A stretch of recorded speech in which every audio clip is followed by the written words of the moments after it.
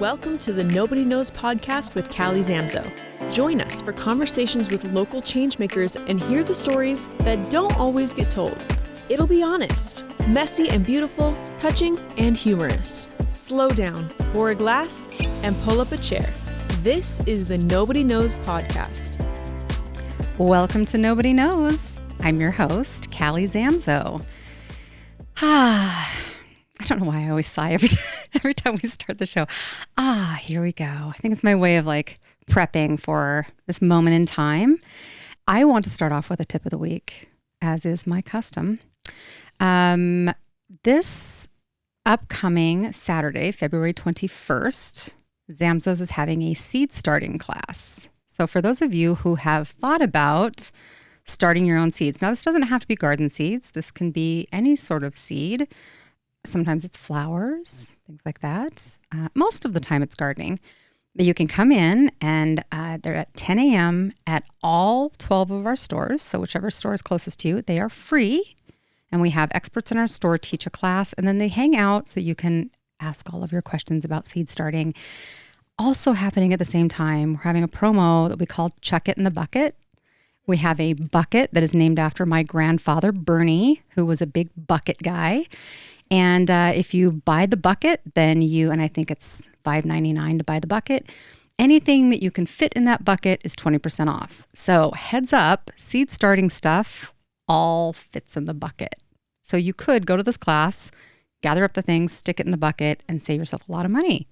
So there's your tip of the week. That, again, starts February 21st, and this is 2026 in case anybody is listening in the future. And it will be at 10 a.m., again, free at all 12 Zamzo's locations. So I hope you come join us. Now I'm going to shift gears and talk about feet. How smooth is that? So before we got started this morning, I indicated that I have an interesting idiosyncrasy about my feet. On both sides, I have 2 toes that are webbed. So you've got... Yeah, you want to join us on this conversation? Wait, you only have 2, the middle ones? Yes. So I have my big toe, and then the next 2 are webbed together, and then the rest of them are just regular toes. Like an opposite. So it's like the opposite of a Vulcan foot. Yeah. Yeah. Yeah, that's well said. Exactly. But does it make you a better swimmer? I don't know. I have been a swimmer my whole life, so I'm not sure if that's true or not. And my parents offered to have them separated when I got to be that teenager age, but I've always loved them. I love them. They're part of who I am, and I'm not embarrassed about them. Do they have show names? Them to people. Do you name them? No, I should. Well, I'm just curious. But here's an interesting thing. I was born in June. I'm a Gemini, which I find very interesting because I have these Gemini toes. There you go. Yeah. Anyway, it's part of Gemini toes. Gemini lefty, Gemini right. That's it. That's exactly it. Okay, so this is all a very silly way to start a serious conversation, and one that I'm really excited about. I think I'm going to learn quite a bit about this. So welcome into the studio, Lindsey Carmichael. She is the founder of Soleni Shoes. And welcome to the studio. Thank you. Thanks so much for having me here. You're welcome. I apologize that I apparently am in sort of a strange mood this morning. And I'm down for it. Anytime we get to talk about feet. Yes. Well, and I can tell just in this little bit of time that I've just barely gotten to know you that you have a fun sense of humor, and definitely you're down for this weirdness. So I appreciate that. Yes. I probably really have to put a little bit of a filter on my personality sometimes. I also work in orthopedics, which is very out there and very fun, and it's working in the operating room with whoa kind of music, and then coming in and sitting down and talking to patients, and that's awesome. That's totally true also. Oh my gosh. Yeah. This is so great. I already love this podcast. Okay, so before we get going, can you just tell us a little bit about yourself and kind of what you do? And yeah. I moved to Idaho about 15 years ago to pursue graduate school. So I've worked in the Treasure Valley for the last 15 years as a physician assistant, and most of those years working in orthopedics. I have a family here. I am, well into the startup community as well, because I have this footwear startup. I don't know if it's considered a startup anymore, because I've been selling shoes now for a couple of years. I still work full time in orthopedics for St. Luke's. So I am very busy in my day-to-day full-time. I see probably 60 to 80 patients a week. Wow. And I do shoes. I'm kind of a one-man banjo when it comes to the shoes. So life is very busy. I have young kids and a husband who also works full-time. My kids play competitive sports. So this is just like crazy busy season. But I think I would be bored if I wasn't doing all of the things. Yeah. And I think I'm exiting that stage a little bit in that my daughter just left for college. So all of that very intense part, I love the way that you just described it. You're all in, you're there, and which is the coming ticket from an older woman.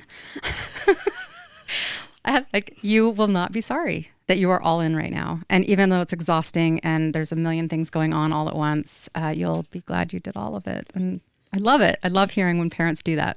Yeah, it's super fun to see your children grow up loving the things that you grew up loving. I was a big soccer player, which is probably why I've had a bunch of knee surgeries, which sort of transpired into the work that I do now as an orthopedic PA, and also really was sort of the basis of my inspiration for starting shoes. So Interesting. All right, so let's talk about your journey into the PA world, and then specifically then deciding to go into the orthopedic end of things. So how did that all come about? Well, my first job was working in cardiology, which I really loved, but I don't think it was a perfect fit. And then I did a few other things like general surgery and really kind of learned like the basics of medicine. I learned that maybe chronic care isn't for me. So I'm really kind of procedural oriented. I just fit in orthopedics. So I really like to do injections. I really like to do procedures. I really like to make people feel better. And I feel like I can do that more frequently in orthopedics. So it fits my personality much too. I did mention that ortho is very like scream and kick your grandma music in the operating room. And initially I didn't want to go into orthopedics because I just pictured myself holding this leg while the surgeon's just like hammering away at it. And I was like, why would anybody want to do that? And then it turns out that I did want to do that. So so it just really kind of fits my personality. It's really kind of we say it ortho bro. So it's like all of the surgeons that are in my clinic and the sports med doctors. I used to wonder like why they would all hire big male PAs. And it's because it's like very physically demanding in the OR. And I don't work in the OR anymore, but it is very male dominated, which I think I kind of fit in there. I can hang with the ortho bros. Yeah. Just for the person who doesn't understand orthopedics and why it might take a little bit of strength to do some of that. Like, can you describe like some of the stuff that so this is kind of a way to break it down a little bit. My very first interview for an ortho PA job, the first thing they asked me was if I had a tool set. And I said, well, yeah, like I can hang my own stuff on the walls. And it was like, no, saws, hammers. And that's really, it's very physical in the OR. You are holding big limbs while the surgeon is sawing away. We might get a little graphic here. If you're going to get your knee replaced, like don't go to YouTube and look at it beforehand. But it's really pretty physically demanding. And sometimes when you're seeing like big athletes per se, like I don't know that I could do an adequate job of like checking an ACL tear on a big football player's thigh. Like my hands are just not that big. So I have to like get on the table and kind of just really get into it to figure that out. So it's just more physical. On the flip side, I am very gentle with my injections. People generally love me for that. So yeah, it's a physical job, but it's really kind of like my love language.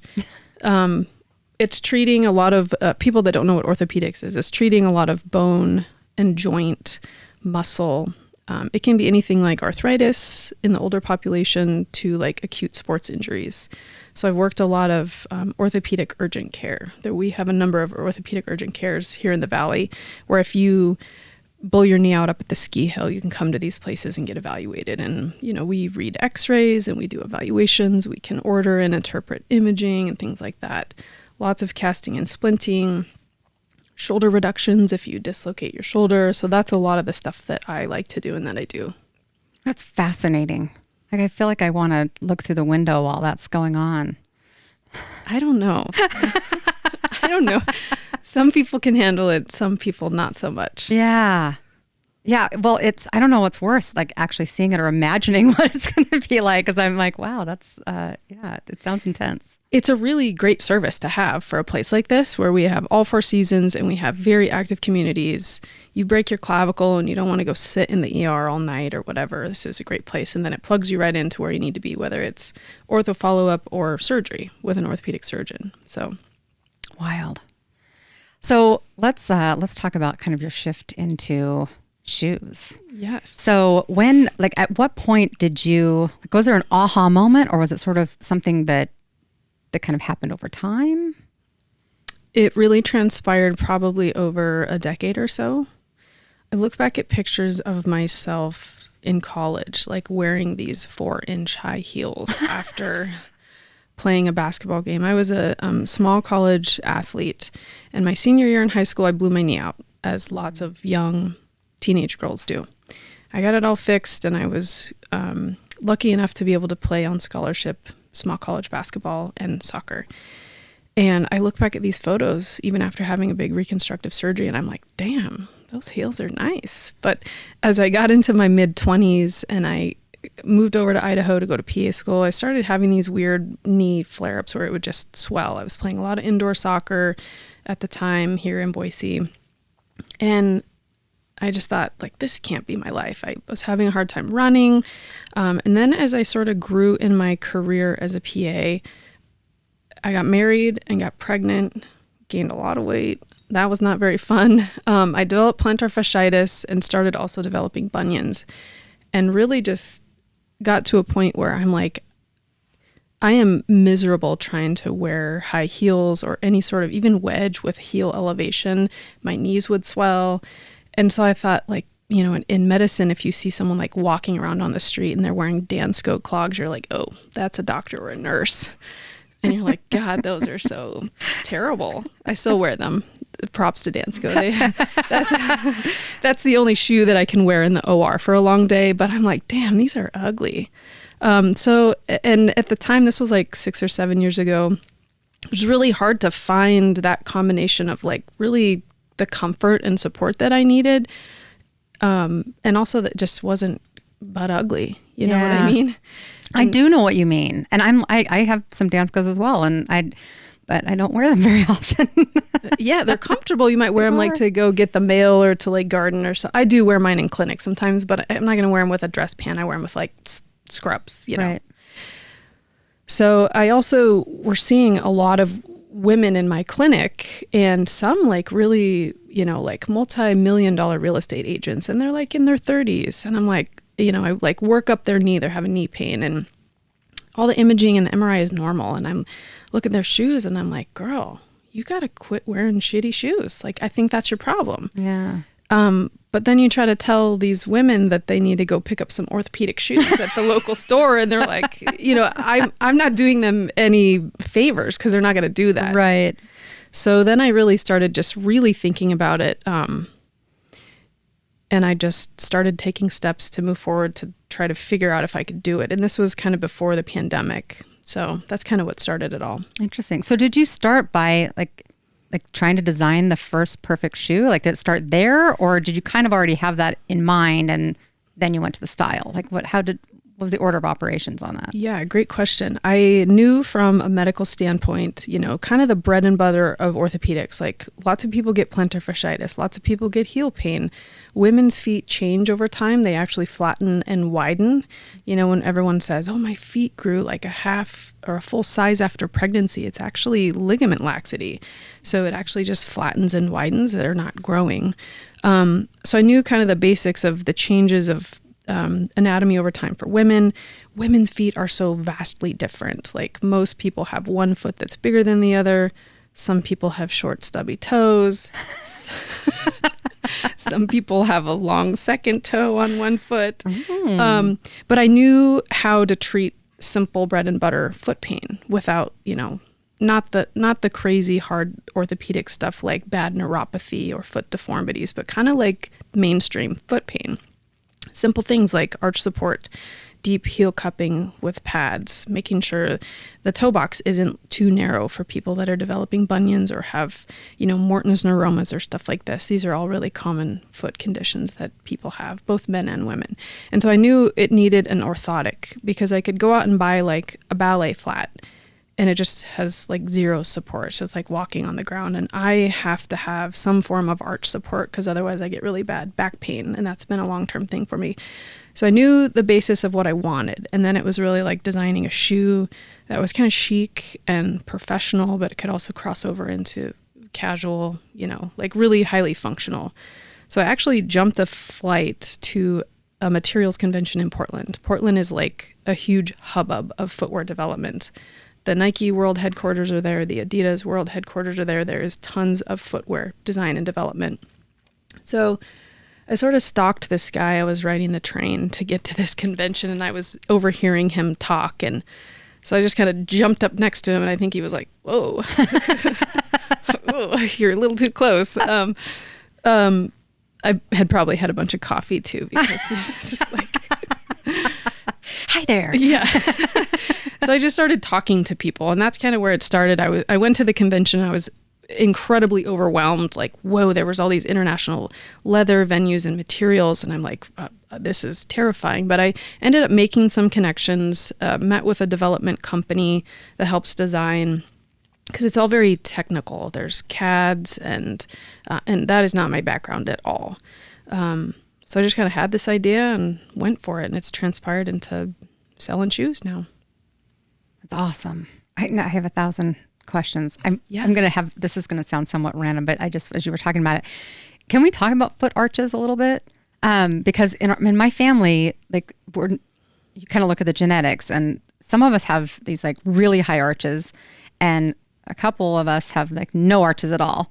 So what gives with that? Like, what is that like? You're just born that way? Genetics. All right. Yeah. And is one better than the other or one more prone to injury than the other or anything like that? I would say people with severe flat foot deformities can have problems with midfoot dysfunction and what's called posterior tibialis dysfunction. When your foot doesn't have the arch, it can develop other deformities that sometimes require surgery, like tendon reconstruction and midfoot reconstruction. Not everybody needs support. Like if my sister-in-law has super flat feet, she actually works for a Zamzo's company, but she hates wearing arch support. Like she tried my shoes on and she was like, oh, I don't think I could do it. And so she just likes the flats. And I mean, she might develop foot pain in the future and some sort of dysfunction, but she's fit and doesn't have any foot pain. So what is the point of an arch? Like what?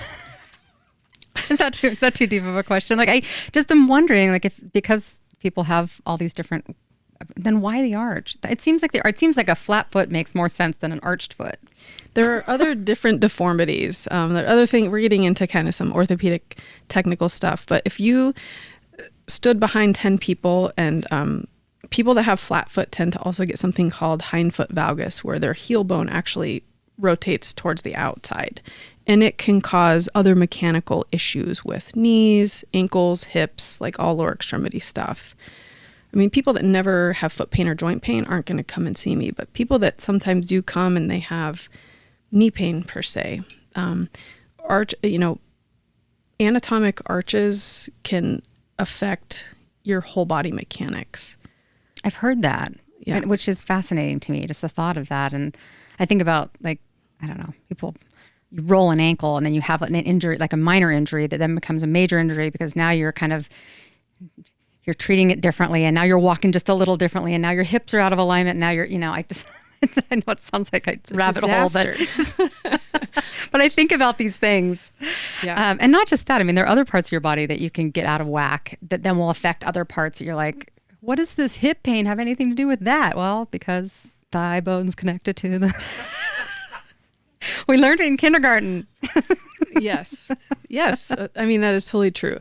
I am not a foot specialist by any means, really, but I have seen and treated a lot of women for foot conditions. I mean, you can have like tight Achilles tendons and be having like arch pain, or you can have plantar fasciitis, or not everybody will have these, but the statistics are, I want to say like almost 40% of people will develop some form of foot pain at some point in their life, whether it's acute or chronic. That's a lot. Yeah. That's a lot. Yeah, it is. Yeah. Okay, let's go back to your journey. Yeah. So thank you for detouring for a moment with my randomness. Okay, so you started to gather some data. At what point did you say, I'm doing this? I am going to create something new. I'm going to form a company. Was there a moment? Yeah, probably. I don't remember that moment. It all just kind of transpired, and I'm really kind of one of those people that's just like, if I want to do it, I'm just going to do it. That's not always the right thing to do. I'm probably an overly decisive person, and you live and you learn. You make decisions and whatever. But I hired a development company out of Portland, and they sourced a factory in Mexico, which was really exciting. I was very pregnant, and I spent time down in Mexico at some of these factories, touring some of these places, the tanneries. Ooh, the leather down in Mexico is just like so amazing. I visited some not so great factories, so you get to see all sides of manufacturing. So that was really important. I think it was important for me to try to stay as ethical as possible. Footwear is also quite a dirty business. There are lots of chemicals and plastics used, and so trying to stay as eco-friendly as possible. But also there's give and takes with that. I really wanted to create a high quality shoe that would last a lot of years, not something that you were going to throw away in 6 months. So I really chose high quality leathers and materials. Orthopedic shoes are also much stiffer than regular shoes. Like you can't bend them in half and twist them. So they're heavier, so they do last longer. So I spent some time in Mexico and got to tour factories. Did you go by yourself? I did, yes. I took my mom down there one time, which was really interesting. I also went down with the developer. Things didn't work out for me in Mexico for various different reasons. Mexico is very good at making really high quality, like women's leather midsole, outsole, sandals. I met another founder there for a really high end, like Southern California women's footwear line called Beak. And she was amazing and had all sorts of things to, say. I met a couple different founders down there, other footwear owners and stuff. But it didn't end up working for me. I just couldn't quite get the quality and the technology I needed. So I ended up shifting over to China, which has been amazing. Like you tell them what to do and they just do it. So it's been a different experience for me because I don't go to China. In Mexico, I was down there a lot.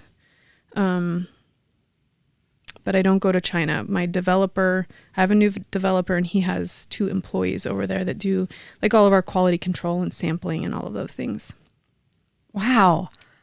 So I'm just imagining all this taking place. You're building a family at the same time that you have this thing that you're clearly drawn to. It's so you must have some sort of a pull, like I'm going to be doing this. You're doing this all at once. What was that like? Exhausting.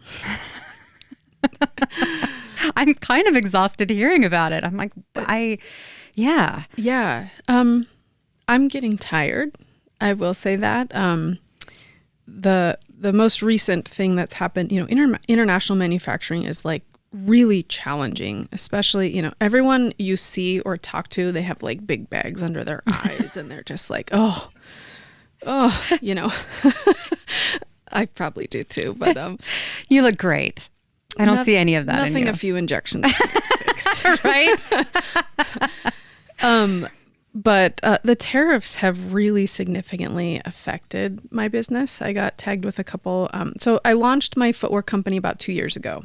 Okay. And started selling shoes. Feedback has been great. I'm learning the marketing side of things, and so learning how to figure out where my target market is, who these women are, who needs these shoes. I really wanted to market the words orthopedic because like the words orthopedic and footwear just don't marry well together these days, So I came up with ortho chic. So that feels a little sexier. I I like that. I'm writing that down. Because why can't we be sexy in our orthopedic shoes? You know what I mean? I feel that. If I'm going to the club, I'm wearing these orthopedic shoes. Yeah, and I'm going to dance all night long. Yes. I'm going to outdance the 20-year-olds because I'm wearing these ortho chic shoes. Yeah. And I'm with you. If I need to elevate my legs at the end of the day, I'm going to be upside down twerking on the wall, and that's how we're going to do it. Love it. My compression socks on. I'm good. Well, we do what we need to do, right? Yes. Okay, so you are doing all this. You start your family, and you're still in the thick of it because it's still pretty new. I mean, a couple of years here. And you're exhausted. It's beginning to be exhausting. Yeah. Tell me about, or let's do this. If a listener is thinking about embarking on this journey, a similar journey, obviously not the exact one because that'd be a competitor and we wouldn't want that. So no is the answer to that if you're thinking of doing that. But if you're thinking of starting something else and you're in the same position, what words of inspiration and or advice would you offer that person? Yeah. If put in the research, there is a book, something called like 1,000 hours that you're supposed to kind of put in 1,000 hours of work and research to determine like if this is really something you want to do. I think I put in my 1,000 hours like after I started my business, which is totally fine. Cause like if I say I'm going to do something, I'm going to do it. If you have a passion and you find a niche and there is a hole in the market, freaking go for it.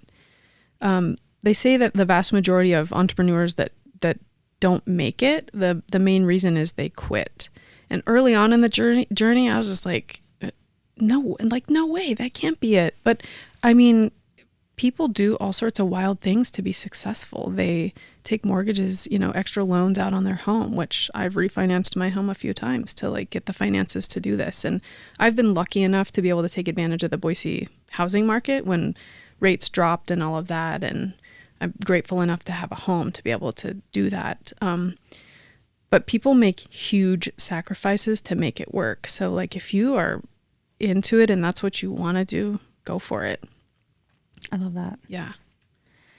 So tell me about some of the collaborations that you've done and what that's been like. So, I guess you did some stuff in Portland, or you have some, kind of help me understand the kind of like the various different parts of the collaboration to create a shoe. Yes. So you need a footwear developer, and they make all of like what's called the tech packs, which are all the specific measurements with the Pantone colors and the materials.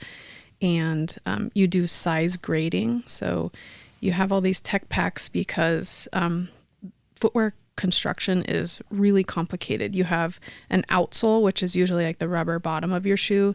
My shoes have a midsole, which is this middle part of the shoe. In tennis shoes, that's kind of like the white squishy sole. Okay. And then you have uppers, and then I have an insole. So all of these things have molds, and you need the technological packages to make these molds. Most of the molds are steel. Those are made over in China. So I have an outsole mold, midsole mold, and insole mold, which is the orthotic, the shape of the orthotic. Then you have lasts, which are the plastic or wood fake shape of a foot that goes inside the shoe. And then that's how you get the uppers on. So you wrap the leather around. And there's all this special machinery and other technology in China. So there's lots of collaboration between the developer. Like I couldn't be a footwear developer. I do not have like the 3D CAD training, and I cannot make a tech pack, but I can tell you that I want these materials. Let's sample these colors. I give the Pantones, and let's do this kind of shape. I'll oftentimes go and shop and find different shoes and be like, I love the shape of this, or I want the heel to kind of look like this, or things like that. I need more volume in the forefoot. The last needs to be bigger in the front of the shoe, so we have more volume for people's toes, kind of stuff. So it's like a really deep collaboration between me kind of telling them the style, what I want it to look like, and the important parts of the insole, which is really like the most important part of the shoe. And then my developer puts that in tech packs that we then ship over. And then you also have to do this in a full-size run. So like thinking of the different sizes. So Soleni Shoes, we have shoes from sizes 6 to 12 wide. all half sizes and full sizes and size wides. So this is like so many SKUs also. And colors and right? Yes, Like, okay. Yes. So and you have to in order because of just like economies of scale type of thing. Is that like what? Yeah, this is like a niche footwear company that's really kind of focused on like the wildly different foot and shapes, shoes, feet sizes. So you want to be able to offer all of that to people. Like I'm like an 8 wide. So historically I would buy an 8.5. And really, like, feet are so complicated. We buy shoes just based on the length mainly, the size of your shoe. But there is like instep, there is width, there is volume, there is all sorts of stuff. So it gets a little more complicated. So that's why when we'll try on a size 7.5 in one shoe, and then we try it on in 7.5 in another shoe, and we're like, well, this doesn't fit. It's because there's all those other different components that are involved. Yes, so like I own my own like proprietary molds. Like this says property of Soleni. Like it could probably get ripped off and someone could copy it, but each shoe brand and size, everything has its own separate molds. Interesting. Yeah. Wow. Which makes it even more complicated when we start bringing, when we talked about bringing manufacturing back to the US. It's not going to happen for shoes. It is so complicated. We do not have the technology. We don't have the workforce. We don't have the factories. Like it's not going to happen here. It's so complicated, and China a whole bunch of different countries do it and do it very, very well.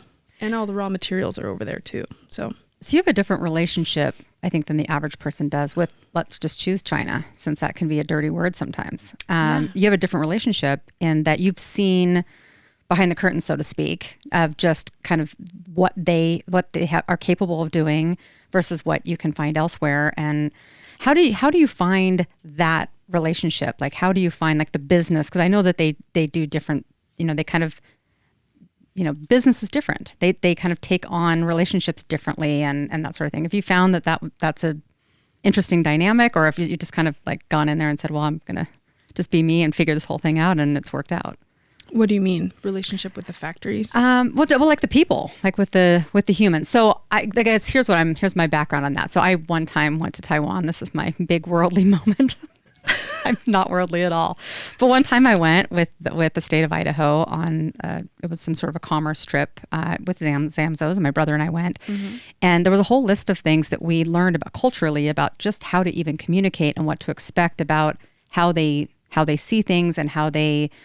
Even a business card transaction, you hold the business card with both hands facing them. They hand it, they hold it. If they give you your business card, you stop for a moment and you take time to read it. Usually there's a gift exchanged, like those kind of things where we had to kind of figure those things. Are there things like that when you're in China that you had to kind of learn? I would say that I learned those in Mexico, probably. Okay. Dealing in Mexico was much different. I feel like I needed to be there. I really wish that I had spoke Spanish because I had a hard time communicating, even though the factory owners were young, like my age, and spoke lots of English, but there was a lot of miscommunication. The way that I deal with my factory now is I have my developer in Portland, and he has 2 of his employees that live in Hong Kong. And so I'm not on meetings with them, but we kind of indirectly communicate. Gotcha. It would be awesome to go over there at some point. I don't know if I will. The factory that I use is like a very small family-owned factory. The sampling is very efficient.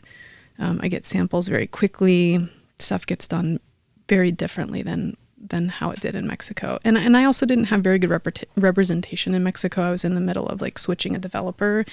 And so things changed quickly. But also the pandemic changed a lot. There was so much shifting in manufacturing. If something fell to pieces in one country, people were trying to switch and go to Vietnam or wherever. And so maybe this is why everyone has big bags under their eyes because it's stressful.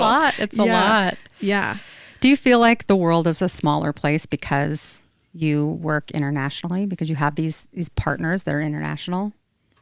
I feel like my bubble here in Boise is a much smaller place when I start thinking and, dealing with international manufacturing stuff. Yeah. Yeah. I wish people understood how complicated it is, because I feel like the tariffs have been very polarizing for people. And I'm not sure people really understand how simple it can be, but also how complicated it can be. Like I made this post on TikTok, like one of my goals for the new year was to try to grow on social media a little bit. So it's sort of some organic growth. And I made a post about how my sales dropped a lot this fall and this holiday season, indirectly because of tariffs. And I just got lit up with with the wrong people. But I came to conclude that like people just really don't even understand. A lot of it was like, make in America, buy in America. And you can't. Like, right. You can't make some shoes. things you literally can't do in America. Yeah. There are a couple of small shoe brands, like Red Wings is one that has manufactured in the U.S. for years. And then other huge, like Nike makes some sampling here. But nobody makes footwear here in the U.S. And even if we did, it would cost billions of dollars to set it up and get the infrastructure. We don't have the technology. And I'm not sure people want to work in factories to make shoes here. Right. Yeah. Okay, so you have made a point of making ethical manufacturing and sustainability part of what you do. That makes things way more difficult. And yet it's part of your goal. Can you tell us a little bit about that? Like where does that stem from? And was there any point when that was tested where you're like, maybe I don't care so much if they're sustainable? Like can you talk to us a little bit about that? Yeah. I think footwear is very pollutant. I mean, when you make lots of stuff and use chemicals and stuff, you make a lot of waste in the water, not healthy for the people working in the factories, things like that. So when I went to Mexico, I saw some stuff where I was like, man, this is terrible. One of the things was like one of the factories I visited was like very strong with a smell of adhesive, and I knew that was not healthy. So you do the best you can in talking to the owner, and you can use your leverage. Like, I'm not going to bring my business here if you don't fix this, air system in here, whatever. This needs to be safer for your employees. You do the best you can, but I have no way of making sure factories, you want to make sure they are abiding by their country's labor laws. Right. And so in Mexico, I had a little more control over it myself. I visited lots of tanneries. Lots of tanneries down there in Mexico have a huge water recycling process because tanning hides is really toxic. There's lots of chemicals and stuff and different ways of tanning. And so in Mexico, they have a huge recycling water system, which was cool. And in Mexico, they also use recycled hides. So they actually ship American hides from the beef industry down there and tan them. And so there's kind of this cool recycled process. I'm not exactly sure. I mean, I'm going to be fully transparent. I haven't been to China. I know that our factory is small. It is not some big mass scale factory. I do the best I can. I didn't want to create shoes that were just going to create a whole bunch of trash and pollution. Yeah. I come from a family of scientists. My mom was a science teacher and my dad was a fish biologist. And so that's like important to me. Yeah. We similar sort of influences there. So obviously my father was all about what's going into the soil. What are we doing with the soil, the water, and all of that. So I feel that. Yeah, absolutely. And it does drive things. It does becomes part of who you are. And it's just like you almost don't even want to do the thing at all if you can't do it in a way that is going to be healthy for the environment. Yeah, I think we could definitely improve the processes. I don't know that my little business will be something that drives that, but there are companies, like Allbirds launched their sneaker. I have another friend who started a company similar to Allbirds called Woollamaloo, and they use the wool upper shoes and things like that. Try to use some recycled products, but I can't personally vouch for the practices when it's out of the country. Right. Yeah. Yeah, it's so interesting, I think, when I think about the world and how big it is, but then how it isn't that big. And I wonder how long it's going to take us to be able to unite, generally speaking, and do better as a collective set of, we all share the same, we're the same species. So it seems like we should be able to kind of come together and figure these things out. Non-politically, I was just going to say. Not talking about politics. I'm literally just talking about the environment. Yeah. I mean, we all want to live in this world. I don't want to get cancer. I want to be able to breathe clean air. I want to have clean drinking water. I think everyone can agree on those things, but Absolutely. how we get there and if we do or don't is a whole nother discussion. And that's where, again, you talked about complications. Like that's where it gets very complicated because there are lots of puts and takes and money involved and things like that. So, influence and power. influence, yes. Okay, I'm going to change subjects. We're getting into the weeds. A little bit. So let's talk about the women in this valley who are doing cool things. And you're one of them.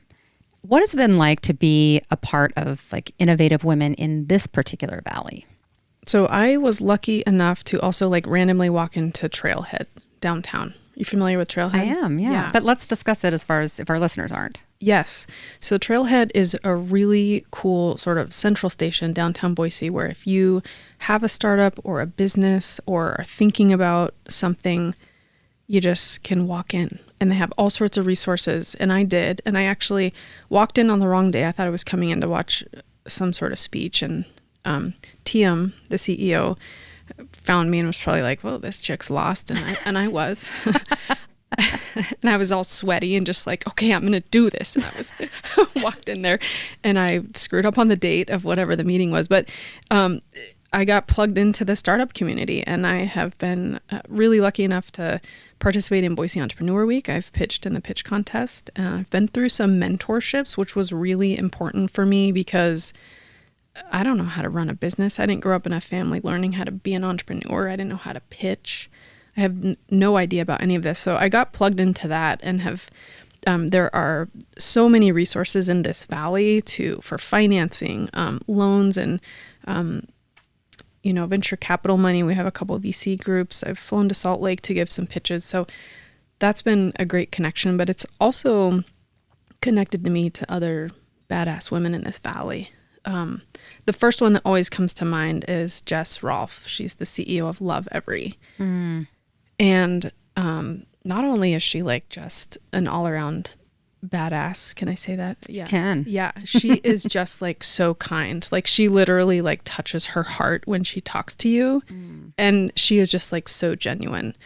But I have come into contact and been a part of a couple different cohorts where also like Cherie Hogan is a CEO and I think she's co-founder with her husband of the company Salt, which is like a period company.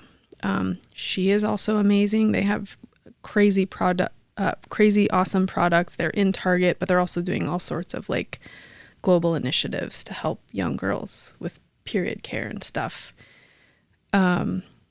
Rachel Wilson is the CEO and of Bold Hue, which is like a really cool, it's like the Keurig for makeup. It's like a technology where you scan your skin and it like makes perfectly matched foundation. And she's got all these crazy awards for like entrepreneur startup of the year and stuff. And so all these women are in this valley, which is, I feel so grateful to be able to have met them and, heard them speak and pitch and watch their companies ebb and flow and grow and all of these things. So those are probably, I'm sure there's a whole bunch more that I'm not thinking of right now, but being able to meet some of these women, like I think at some point Love Every had a valuation of like $800 million. Wow. Yeah, which is like wild. That's here in Boise. We're just like this little town, It's very cool. And you are one of them. Thank you. It's awesome. It's very cool to be talking with you and be hearing about this whole journey that you've had. And then knowing that you are a part of these women that are creating and maintaining and sharing and developing and widening the, I don't know. It makes me very excited.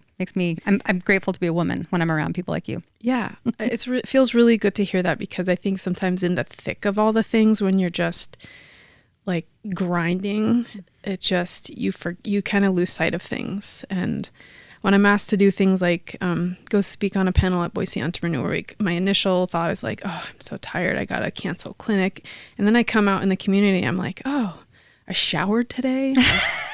I'm looking good. I'm feeling good. I'm wearing my orthopedic shoes. And then it kind of re-inspires me because you do sometimes lose sight of it when you are just grinding every day. Absolutely. And I think that's another thing for listeners who, and I had this imagine when people are listening that there'll be somebody that is, and maybe many somebodies who are thinking of starting something or really want to do something but can't quite get the courage up, or maybe they're right in the middle of it and they're grinding. They're like, nobody feels like this. Like everybody else is just glowing and happy and it's joyous and it's all good. And Never. it's that's just not the case. We have, Girl, I had insomnia, like I think from all of this stress. I mean, you are up in the night thinking about things and how you can do them better, and it's nonstop. And when I showed up today and you're like, thank you for coming on your day off. And I was like, oh man, there is no such day off. thing. But like last year I developed insomnia so horribly. I was taking, this is not medical advice, by the way.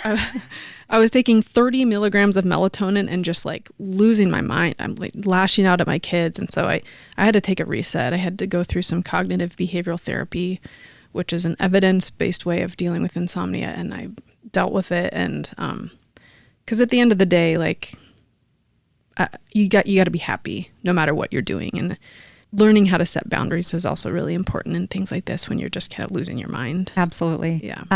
I did cognitive behavioral therapy as well. It's amazing. It right? is. It is. Although slowing down and trying to like think of all the thoughts that you're having, like and trying to like break them down it's daunting. Yeah. I'm a list maker. So like if I don't write it down, it's probably not going to get done. And then it just feels so good to check that stuff off sometimes. But with startups and with companies, the list is just never ending because it's like constant. It's true. It's true. And sometimes I'll say to myself, okay, this week, I'm not adding anything to the list. I'm just going to do stuff. I'm going to work out.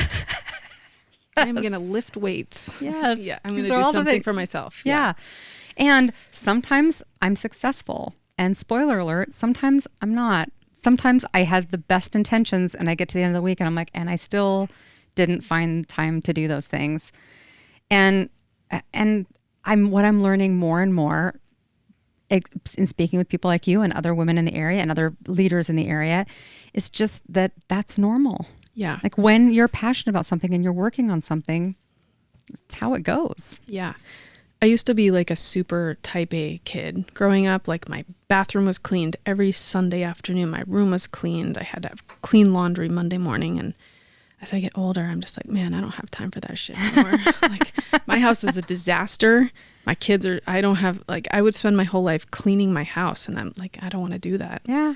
Yeah. We drop some of those things off. Like Yeah. I don't have space for that anymore right now. And maybe someday, like I kind of think about in retirement, although I don't know what that's going to look like. But someday maybe I'll live in a little smaller space and I won't have as many things and I can keep everything organized and, maybe. Yeah. But maybe not, because maybe I'll start something new and start it all over. Or again. want to travel and do other things. Yeah. Exactly. Yeah. Yeah. Well, that's just the real world. And I love it that we get to a point in our lives where we do sort of drop all that stuff off and we're okay with it. We don't do that beating ourselves up. And I don't know if you did any of that, but I like to really judge myself before. And I don't do that anymore. Yeah. There's no time for that. Yeah. I'm winning if I get a shower every 3 days. So that's good. I hear you, sister.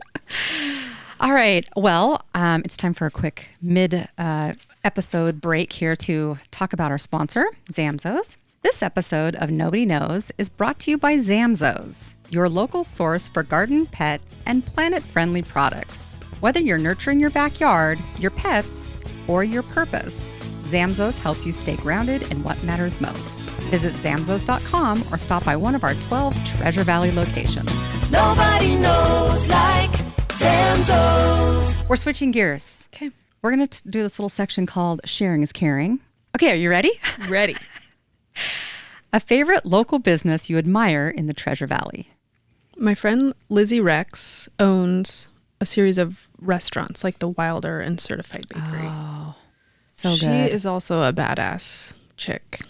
Yeah. She and her husband, but she's had a number of children while starting all of these local restaurant businesses.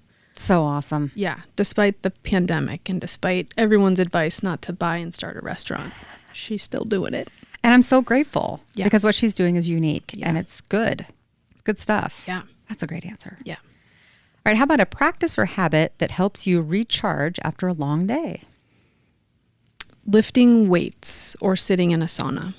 Oh, I've been told I need to do a little bit more weightlifting. So I've to be continued on that. But the sauna, that is like game changer for me. Yeah. Do you have one at your house or do you go to one? I have one in my house. I don't really want to sit in somebody else's I'm the same way. booty sweat. But we didn't really have a place for ours. So ours is in our living room. That's perfect.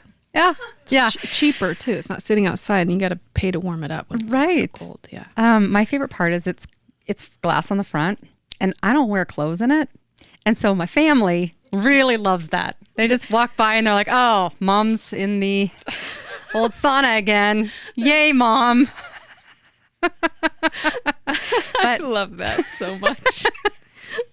Sorry, everybody, for that visual. Okay. How about a quote, a book, or a podcast that is guiding your mindset right now? I don't read often, but when I do, I have to check way out. So that's the only thing where I can get my brain to just stop working. The last book I read was called The Women. Love that. Female nurses and in the Vietnam War. And literally that is, if I read a book, that's the only thing I can get my brain to stop thinking. I learned early on that I have a kind of personality that burns out quickly. Like I am just balls to the wall and then I get it and do it. And then I'm kind of like, like this isn't that fun anymore. Mm-hmm. So for me to be able to like reset and stick with the long game with my small business and my career and all these things, reading something that has nothing to do with my day-to-day life. I like that. Mm-hmm. Okay, last question. This is an audible. Is there somebody that you want to thank? I'm going to be cliche and thank my husband. Oh. I do well with an equal partner. Like we both cook, we both clean. He runs kids to sports. We both work full time. There is no way that I could have done any part of this business if I didn't have his support and help financially and day to day with kids. I am an equal partner person and he is my equal partner person. Yeah. I'm grateful for him too, because he is he's being a support system to what you're doing. And I love what you're doing. So I haven't met him yet, but yeah, thanks on my behalf too. My husband, who's just outside, he comes to these podcasts and he hangs out and waits for me. But he is also, I'm the same way. I wouldn't be able to do anything without him. He's just incredible and wonderful, wonderful resource. And yeah, it's great. Can't say enough about a good husband. Totally. Okay, it's time, that part of the show where we ask the same question to everybody. There are no rules, so you can answer it however you like. The question is, what is something that nobody knows? My husband told me that he never would have married me if he had seen my feet before we got deep in our relationship. I have this second toe on my right foot that is really long. I am the foot girl, you know. He thinks I should have been a rock climber because if I was just like hanging by a limb, he thinks I could like take that second toe and scoop it up and it would cliff hang by that. But it's only my right one. It's not my left one. It's only on one side? Well, I have a long left one, but the right one is like a whole finger. Oh, it can like actually maneuver things. And he hates feet. And I've developed bunions and then I became the shoe girl, you know, so. So he thinks his feet are perfect, but man, he's got this like pinky toe that's like got a wrinkle in it. I call it the lasagna noodle. And my kids inherited the lasagna noodle, which is great. I'm down for funky feet. Yeah, well, clearly I am as well. So this has been a wonderful conversation and what a perfect way to end it. Yes. I appreciate your time today. Thank you for what you're doing in this valley, what you're doing for feet, and what you're doing in orthopedics, and all of the stuff that you're doing. And I suspect the thing that's brewing next, because you're probably somebody who's got something else brewing. So thank you for that in advance. Thank you for being part of this community, and thanks for being on today. Thank you so much for having me. This has been a blast. I love when we can laugh about feet. It's my favorite. Me too. I'm with you. Okay. If you enjoyed today's episode, follow the podcast and please leave a review. And if you'd like to support a Boise-founded brand making a difference for women everywhere, visit solenishoes.com. SOLENISHOES.com. Next week, we'll hear from another incredible voice shaping the Treasure Valley. And until then, thanks for listening.